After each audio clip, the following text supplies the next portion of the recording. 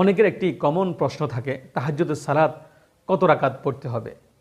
হাদিসের মধ্যে এসেছে রাসূল আরবি সাল্লাল্লাহু আলাইহি ওয়াসাল্লামের ব্যাপারে আমাদের আয়েশা রাদিয়াল্লাহু তাআলা আনহা বুখারীর বর্ণনায় বলেছেন, ফালা তাসআল আন হুসনিহিন্না ওয়া তুলিহিন্না, তোমরা আমাকে এটি জিজ্ঞেস করো না যে রাসূল সাল্লাল্লাহু আলাইহি ওয়াসাল্লামের রাতের সালাত, তাহাজ্জুদের সালাতের দীর্ঘায়িত কত ছিল, কত বেশি অধিক সময় ধরে তিনি এক একটি রাকাত পড়তেন এবং এটার সৌন্দর্য কত বেশি ছিল। এ ব্যাপারে হাদিসের মধ্যে আরও বিশ্লেষণ রয়েছে। রাসূল আরবি সাল্লাল্লাহু আলাইহি সাল্লাম একবার তাহাজ্জুদের সালাতের এক রাকাতের মধ্যে সূরা বাকারা, সূরা আলে ইমরান, সূরা নিসা প্রায় 6টি পারা তিলাওয়াত করেছেন। সুবহানাল্লাহি ওয়া বিহামদিহি।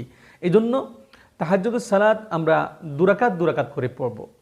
হাদিসের মধ্যে এসেছে সলাতুল লাইলি মাসনা মাসনা, রাসূল আরবি সাল্লাল্লাহু আলাইহি সাল্লাম রাতের সালাত ছিল